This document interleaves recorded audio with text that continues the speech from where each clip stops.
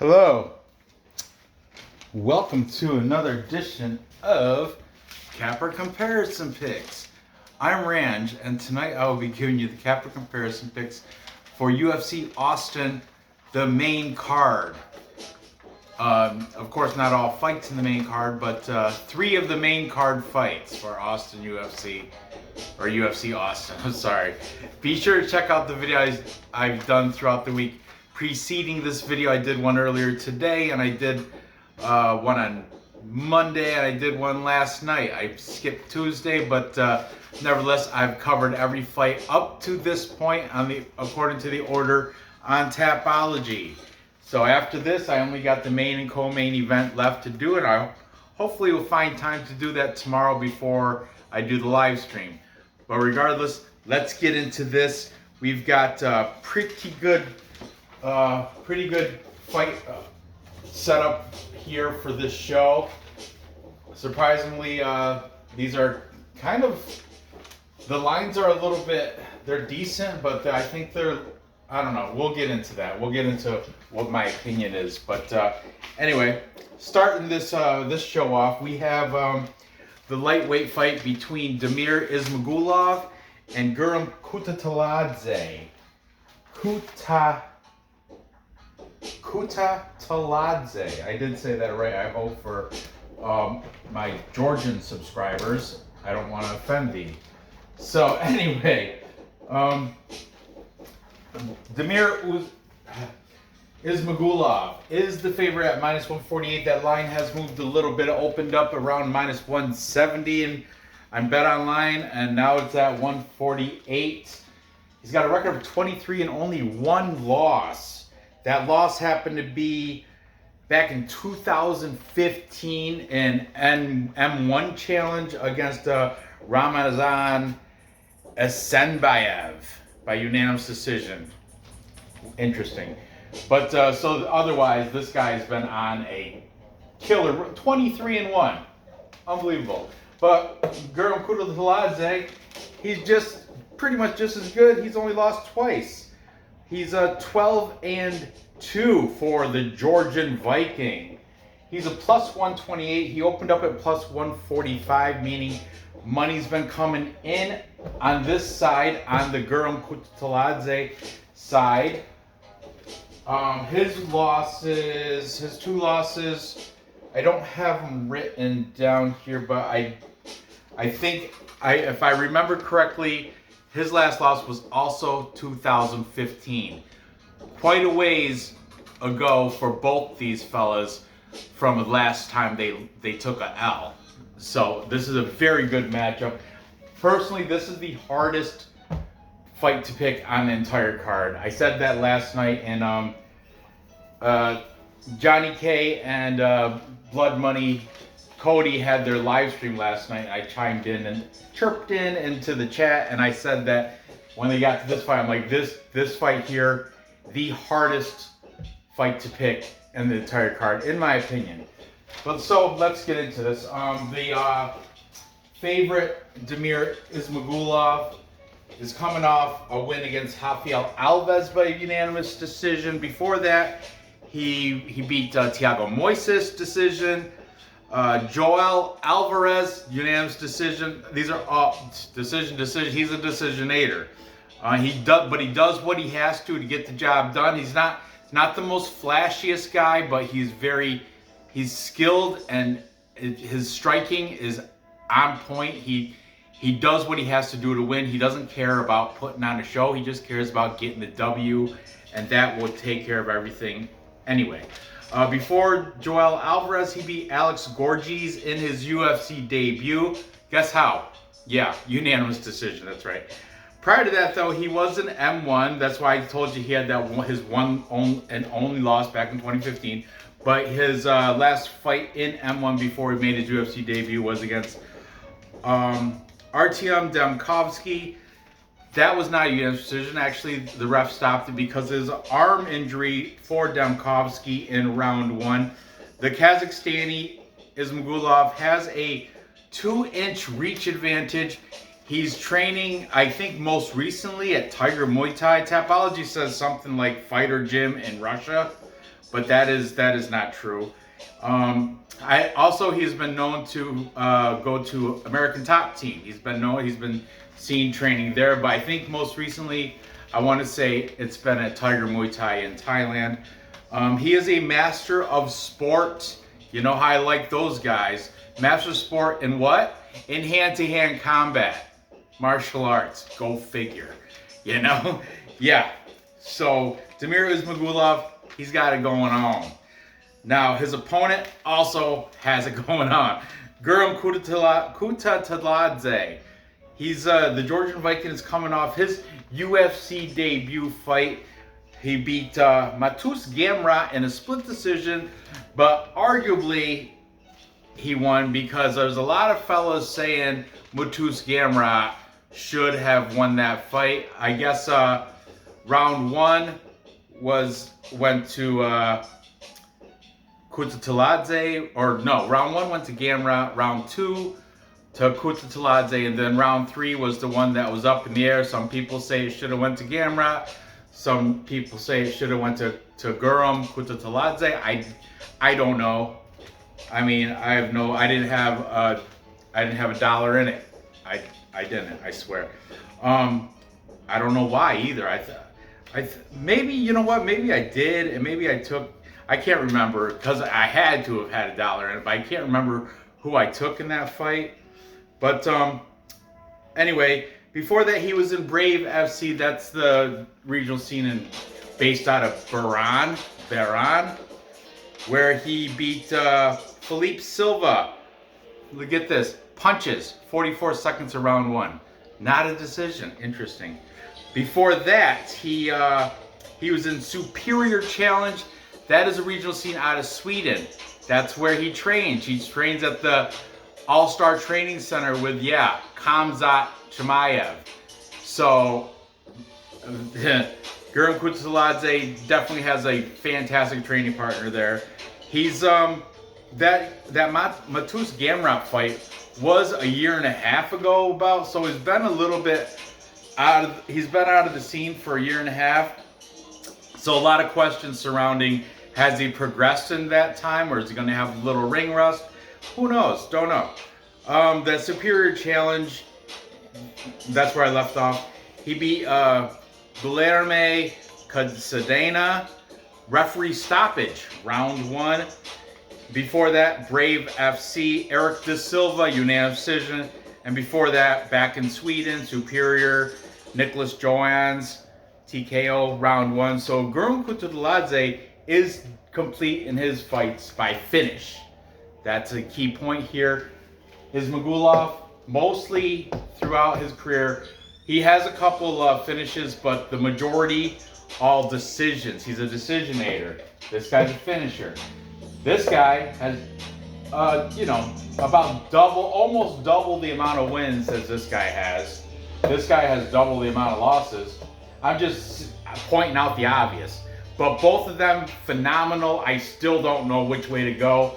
But let's see if the cappers can influence me one way or the other. Starting with the favorite in Damir Ismagulov, we've got, like I mentioned earlier today, a whole new flock of cappers. Starting with an oldie but goodie. I haven't used him in quite a bit, and I don't know why. For some reason, it's weird. YouTube just unsubscribes from some people. Like, I don't do it. I'm telling you. Like Dev the Dude. It seems like every 3 weeks I gotta resubscribe for some reason. I go on there and I'm like, it's unsubscribe. Same with the guy here. I went on last night. I'm like, well, no wonder I haven't seen his stuff pop up, cause I don't know why, but King of Crackdowns. Haven't used him forever, but I saw last night I was unsubscribed, and that is odd because I would never unsubscribe from him. I like King of Crackdowns, and I was wondering what happened with King of Crackdowns? And then he commented in my stream I did last night, or not stream, but in my recording I did last night, and he said it's been a minute, and he was right. It has been a minute. But anyway, welcome back, King of Crackdowns. He's taking Damir Ismagulov by decision. Then jump over on the Guram Kutateladze side. We have Perfect Parlay Pursuit. The boys over there making this Triple P certified. That's Dan, Alex, and Luke. All Triple P certifying that. All on Guram Kutateladze. The links will be in the description. Check out them. They have Joe Selecki. Joe Selecki's on there for discussing like his most recent fight, I think. Discussing, I guess Alex trained BJJ at Hackett or was it? I know it's because he's kind of affiliated to Balance Studios where I took jiu-jitsu. Alex takes jiu-jitsu from Haskets or Hack. I forget, and I feel so stupid now. Anyway, Joe Selecki started out there too. So they have like that bond. They went to the same jiu-jitsu school. And Joe Selecki was on the show for Perfect Parlay Pursuit. I urge you guys check that out. Then jumping back over here, we've got Dog or Pass podcast. But Paul Shaughnessy and CJ Cody Safdie are in disagreements here. Cody is on the side of Ismagulov. They have a shoey bet going because Dog or Pass. Paul Shaughnessy is taking Guram Kutateladze, and they do have a shoey bet. The loser has to drink a disgusting shoey out of a stanky old dirty boot or whatever I don't know, whatever. Then we've got, might as well stay on the favorite side. Die Hard MMA podcast, that's Clint, and his special guest was a guy named Dan Stoop.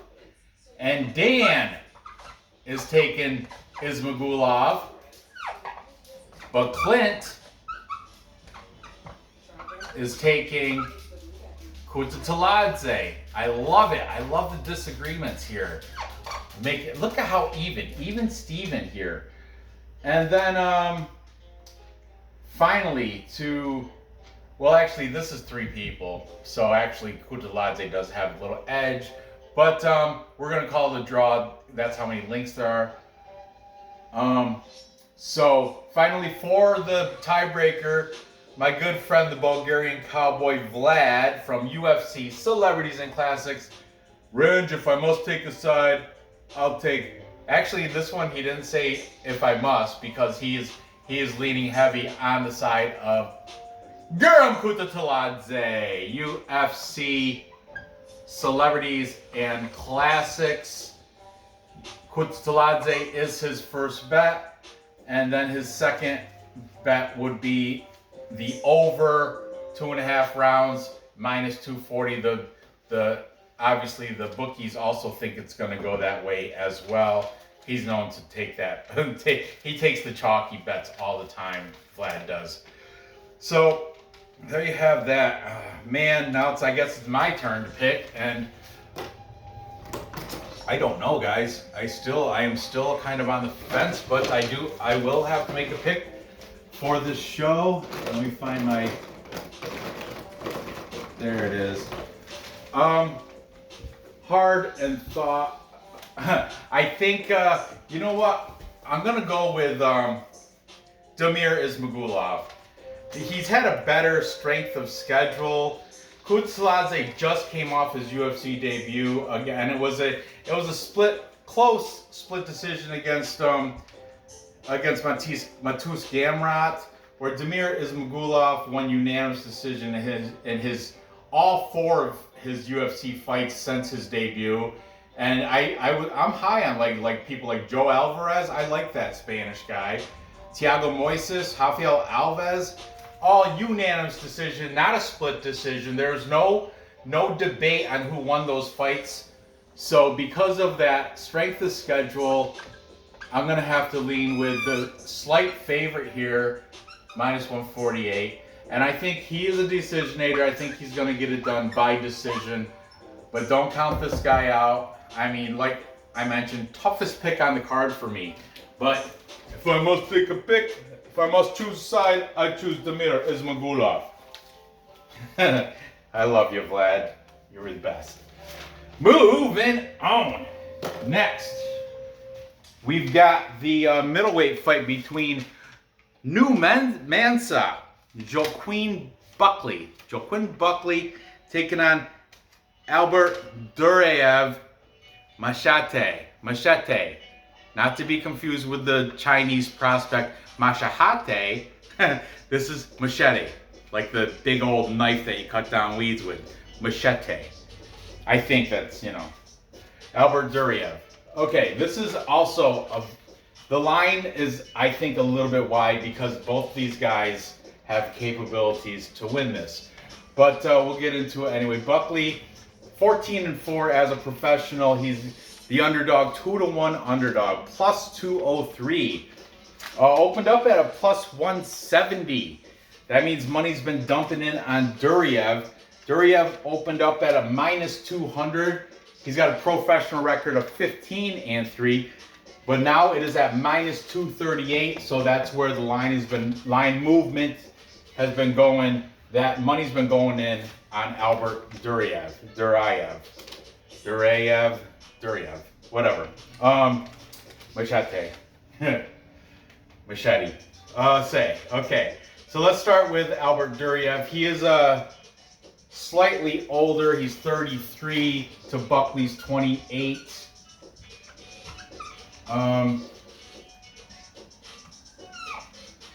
Okay, Duraev training out of, I think, Burkett FC, which is a Russian facility. I didn't check his Instagram, but I do remember, when was it? It was like, I want to say last month on one of the cards, it was that card with, Louis Smolka maybe? I don't know, but there's somebody, I want to say, it was that same card that Louis Smolka fought on, but it wasn't Louis Smolka. Somebody off that card was showing Instagram pics, and Albert Duraev was in the training facility with the guy. I don't want to have to press pause and go look it up, but I'm really tempted to. But Albert Duraev, I don't think he's at Burkett FC anymore. I think he's over in like one of the Vegas institutes, like Syndicate or Extreme Couture, something like that. I can't, but don't quote me on that. I have no idea. But definitely somebody that fought within the past month has an Instagram picture, and Albert Duraev was one of the training partners. And I distinctly remember seeing the picture, and I remember covering it in the breakdown, my Capra comparison pick breakdown, but I just can't remember who the fighter was. But anyway, Albert Duraev, he will come in here with a 1-inch height advantage. That's nothing. New Mansa, Joaquin Buckley has a 1-inch reach advantage. Like I said, an inch is that much, is nothing. Who cares about that, right? Albert Duraev is coming off his UFC win against Roman Kopylov, unanimous decision. We got to remember his UFC debut. Before that, he was destroying people over in ABC and M1. His Contender Series fight, he beat Chow Bittencourt, or Kyle Bittencourt if you want to do it phonetically, but I think it's spelled like you spell Chow in Italian anyway. And he won that by neck crank in round 1. That's prior to the Contender Series, as I mentioned, he was in ACB Krasnodar. That is in Russia. That's a Russian regional scene where he beat Piotr Strus, unanimous decision. The dude's on a 10-fight win streak, but it's against all these Russian guys that, I mean, they're not cans though. They are not cans at all. Look at the Tapology. The records are pretty good. Like I think his fighters like 10-2, maybe like a 12-5 or something. They have they're not cans. They're good Russian fighters that Albert Duraev's been trouncing through. His picture, his Tapology picture, he's posing with his car, which is just somewhat cringy. I'd rather see a fight picture in his, but he's got this black button-up shirt, black pants and shoes, and next to his black car, and corny. But anyway, his last loss was in Not his last loss. His last loss, I think, was like probably 2016, if I remember. But he does have a standout loss against a fighter you guys all know, Ramazan Ameev. Ameev just lost last week to Jack Della Maddalena, right? Yeah. Ramazan Ameev took him out TKO round 1. But I'll give him, it was 10 years ago, 2012. So you can't really even mention that. That's a decade ago. It doesn't count, okay? But it did happen. Just saying. Now, Joaquin Buckley. Oh, by the way, Albert Duraev, all 3 losses by finish, knockouts. All 3 of them, he's been finished. All 3 of those losses. Buckley, never been finished. His 4 losses come by way of decision. Just saying. Just saying. That's not true. That's not true. That's not true, because Licio Di Chirico head kicked him. Head kicked him. That's right. I don't know why, but I. He's never been finished on the mat, like submitted. He's never been submitted. That's what it was. And Duraev, everybody seems to think he's got, when it goes to the ground, he's got the Russian, Dagestani wrestling and BJJ submission skill set to finish this guy. But Buckley's never been submitted. Okay. Let's talk about Numansa. He's according to Tapology, he's training out of Murcielago and Finney's Hit Squad. I did not check his Instagram, which I guess he's a big media whore. Loves Instagram, loves Twitter, but I don't know. I haven't been on Instagram checking out these fighters, which I should, but man, time is precious for me lately.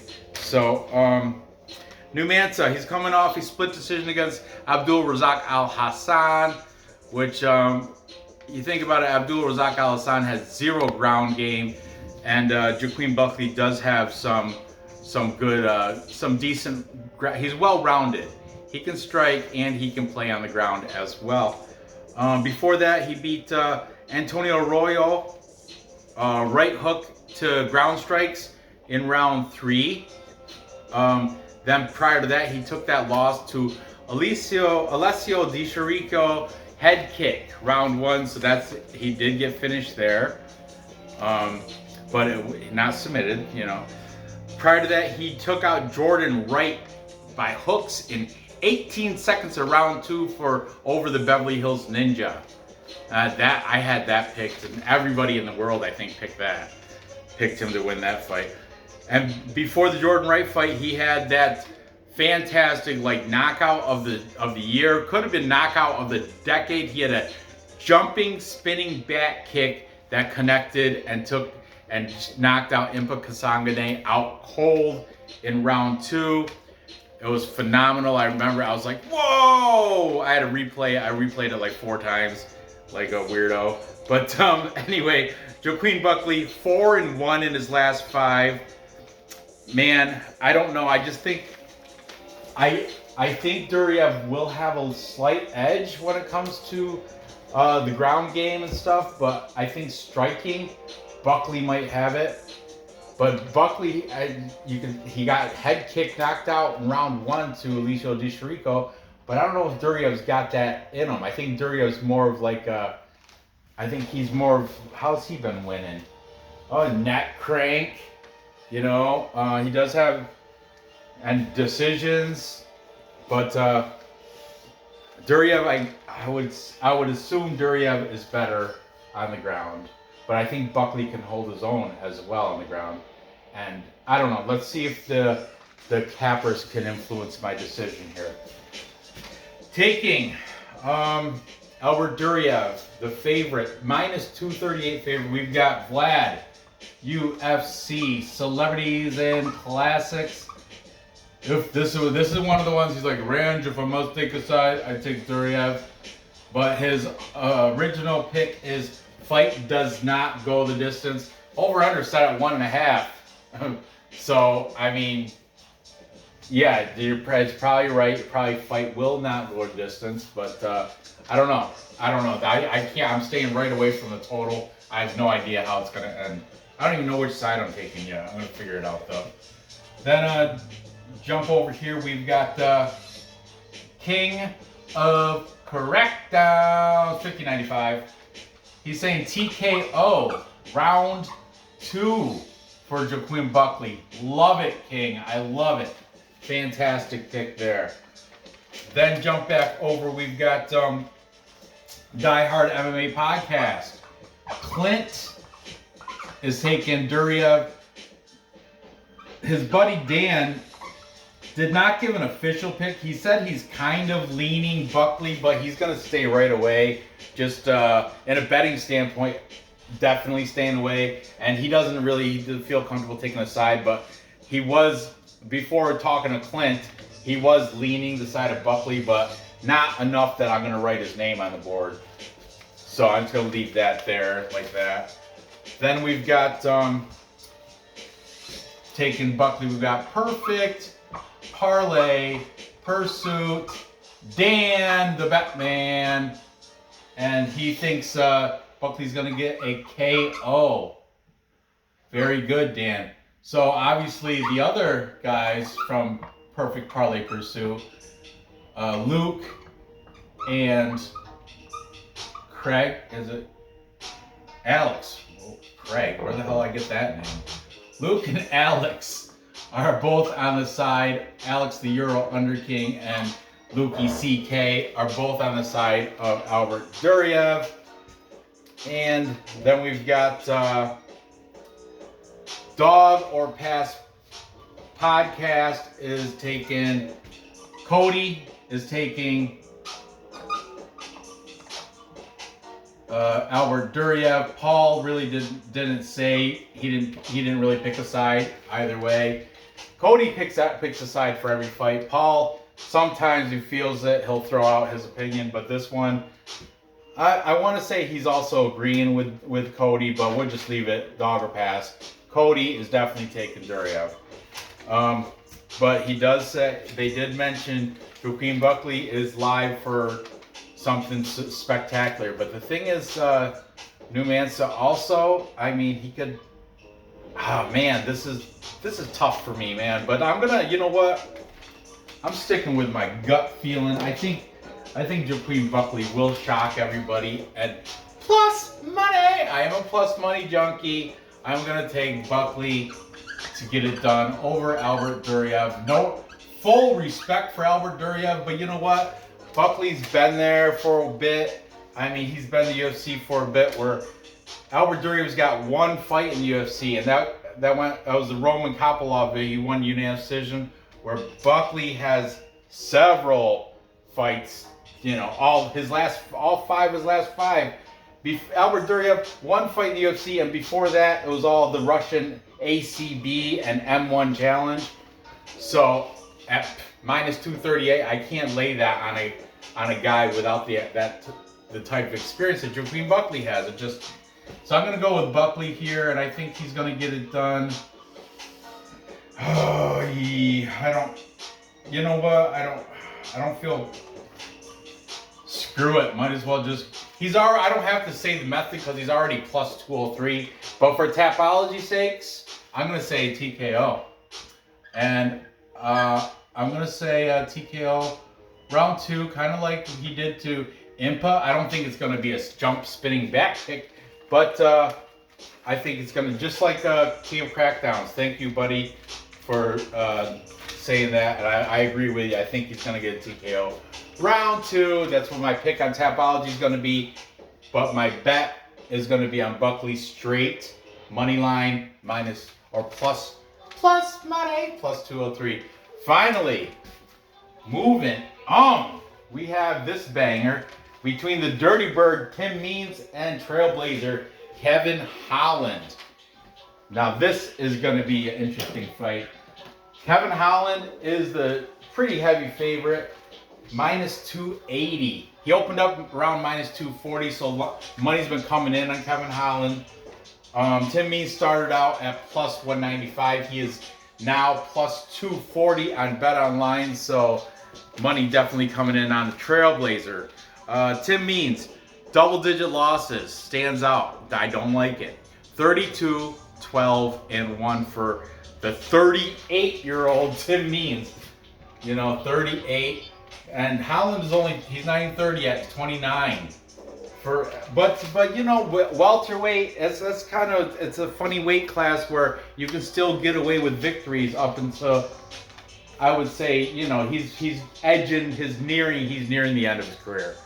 He's maybe got another 1 or 2 years, I would assume, at best, for Tim Dirty Bird Means. Kevin Holland, 29 years old, likes to talk smack during his fights and all that.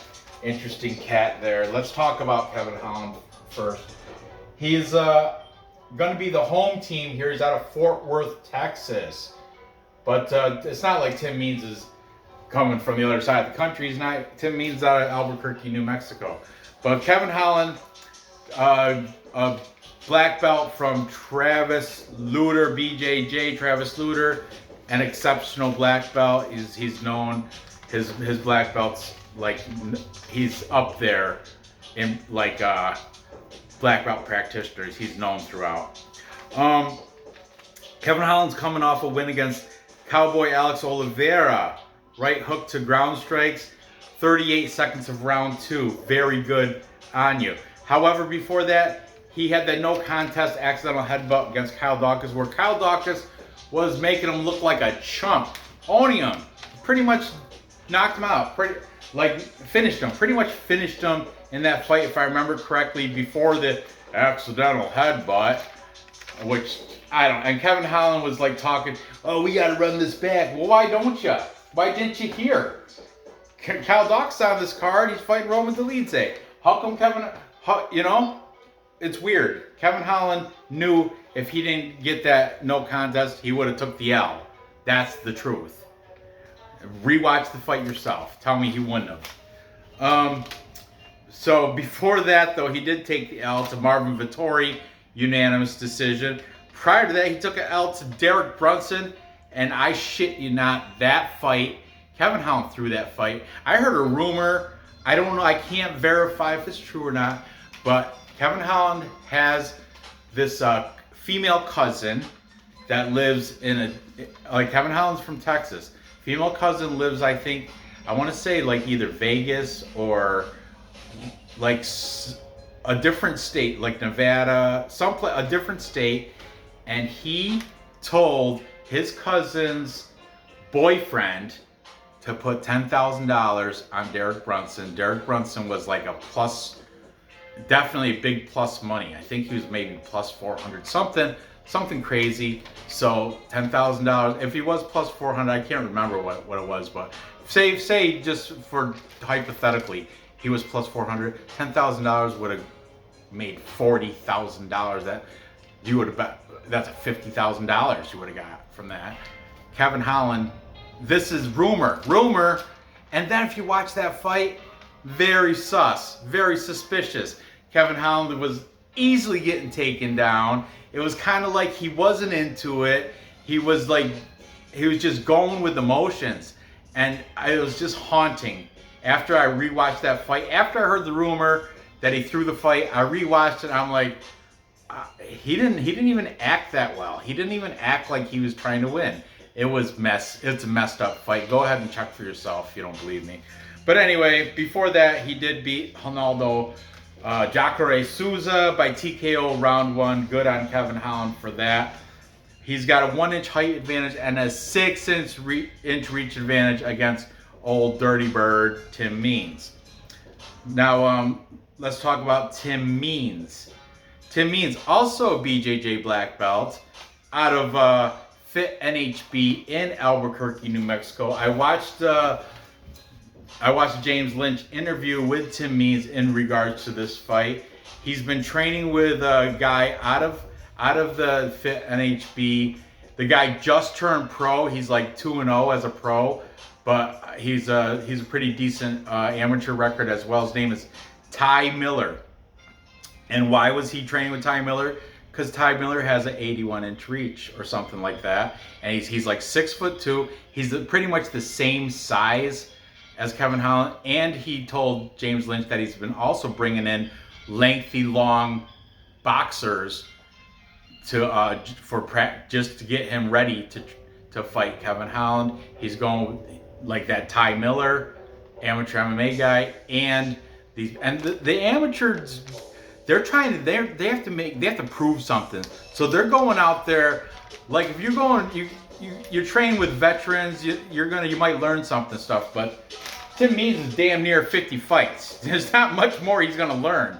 He's at 45 fights there. He's got 45 fights. You think so what's he want? He wants a test. So he's got these young guns, Ty Miller, undefeated, early, brand new professional. He's like I mentioned, he's 2-0. Bringing him in, Ty Miller's going out there training with Dirty Bird, acting like he's got something to prove. So he's kind of explained that in his little 15-minute interview with James Lynch. But anyway, Dirty Bird is coming off a win against Nicholas Dalby. Nicholas Dalby, I don't think he's in the UFC anymore. If he is, he shouldn't be. Nicholas Dalby's got so many robbery victories. Like I know he definitely got like 2 or 3 robbery victories. But Tim Means took care of him.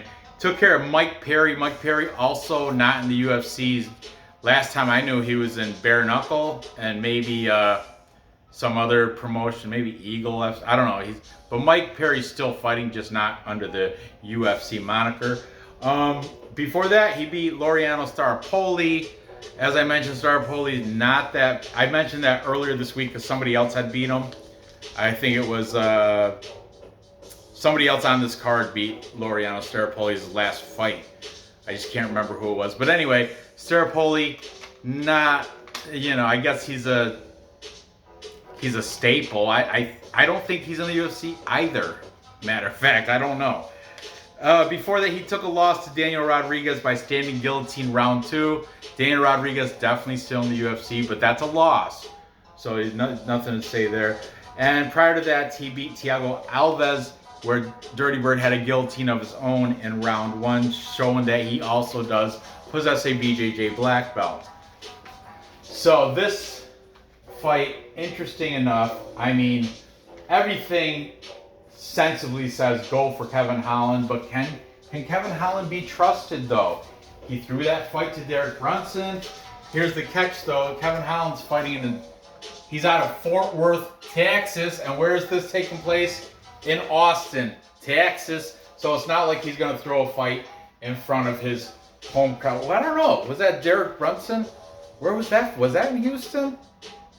I don't know where that was. Probably in Vegas. I don't even know where that. I should have looked into it a little bit more. But interesting.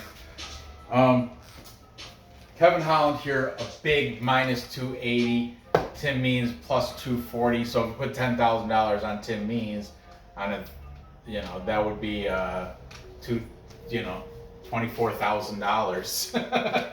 But Kevin Holland's not going to do that thing again. I think he performed badly in that Derek Brunson throw in the fight, and he's not going to be sus anymore.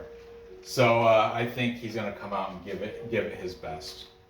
Okay, let's talk what the cappers are saying here. We've got taking Kevin Holland. We've got both Dan and Clint from Die Hard MMA Podcast are on the side of Kevin Holland. Then we've got UFC Celebrities and Classics. This is another one. Range, if I must take a side, I take Trailblazer Kevin Holland. But my official bet is fight starts 3rd round. So the over-under 2.5 is minus 120 for the over. Under is minus 110. Negative numbers either way. So the bookies don't even know if it's going to go.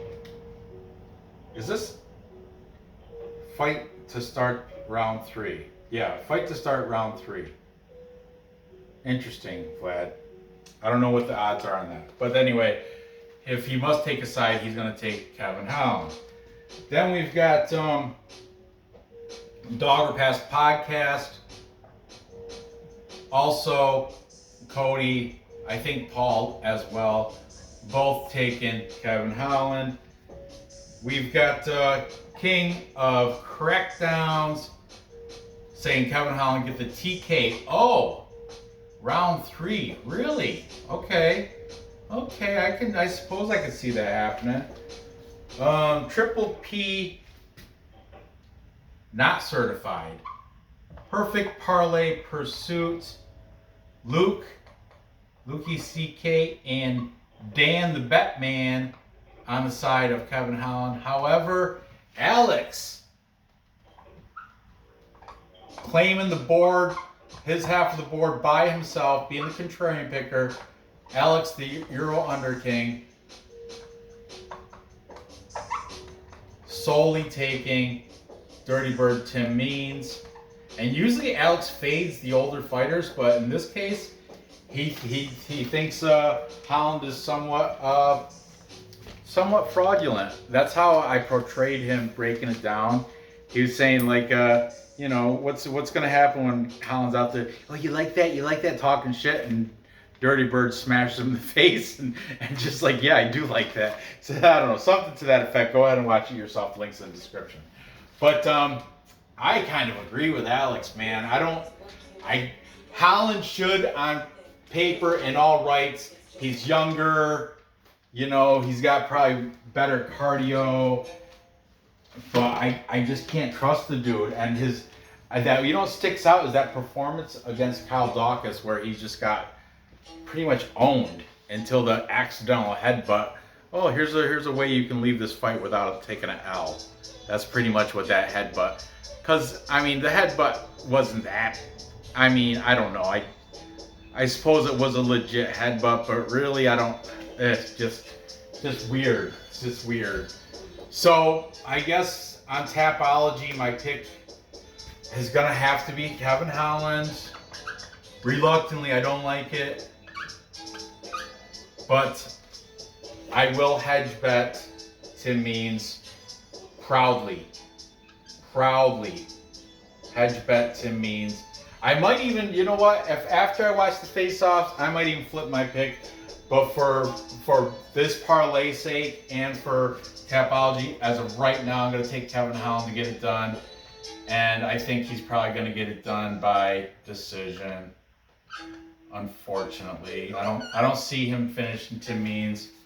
I will have the better cardio though late, so that's why I can't crack down saying TKO round 3. I kind of like that as well, but I'm gonna stick with decision for right now. I think he's just gonna outstrike him, have better. They're both black belts, but Tim Means, even in his interview, he said it's gonna sting him. You know what? It's gonna be within distance. Tim Means has said he's gonna stand and bang, make it entertaining. And even he predicted, like James Lynch said, how do you think this fight's going? He said it's going to be fight of the night. He's like, it's fortunate I have a job where you can beat up your coworkers.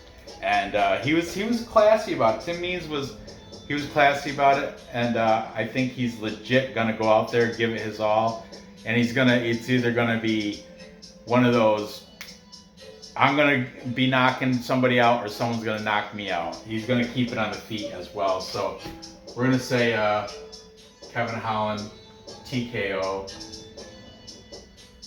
unfortunately. However, that's my pick on Tapology and for this parlay. But Tim Means, I like Dirty Bird. I do like him. And as I mentioned, once I see the face-offs, I might just flip my pick entirely. That's my last, that and my just live stream discussion with the chat and with Dave. Sometimes they make me flip my picks too. They cause me to flip it. But for tonight, when I'm done with this, I'm gonna parlay Holland in it. So to recap, time check. Oh, not bad on the watch. Oh, a little bit over on the recording though. So to recap, I've got Damir Ismagulov winning a decision over Guram Kutateladze in a very close fight, but Ismagulov, I'm taking him by strength of schedule that he's fought. I think he's just going to do what it takes to get the victory as he has been doing in the past. Then I've got Joaquin Buckley, big upset. Plus money junkies in the house.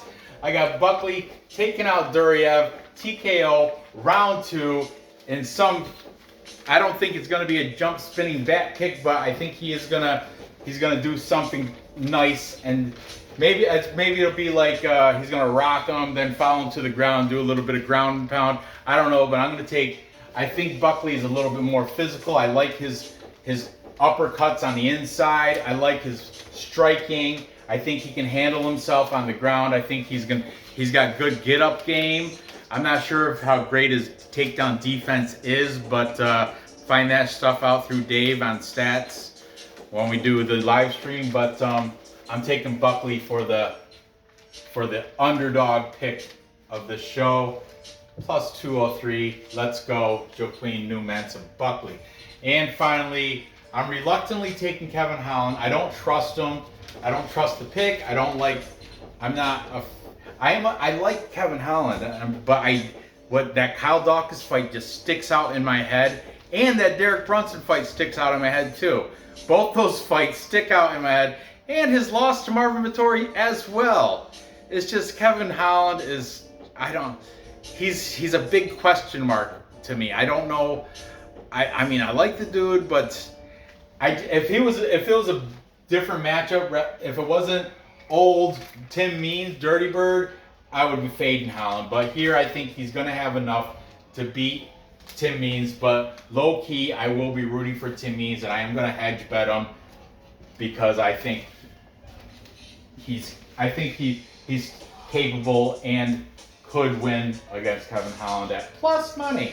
But my pick on Tapology will be Kevin Holland. So there you have it. Gather the info, place those bets, and cash those tickets. I really appreciate you guys watching. Give me that thumbs up. Go ahead and subscribe if you haven't done that. Fill the comments with who you think's going to win these fights. Real News MMA's, I appreciate you mentioning what's his name? Stotts. The guy earlier in my earlier video, I had a question of who's training with somebody, and Real News MMA filled that up. So anyway, thanks for watching. Good luck on your bets, and I hope to see you guys all tomorrow. I hope I have time to cover the co-main and main events, but if not, I will discuss them in the live stream. So either way, I'll see you guys tomorrow night.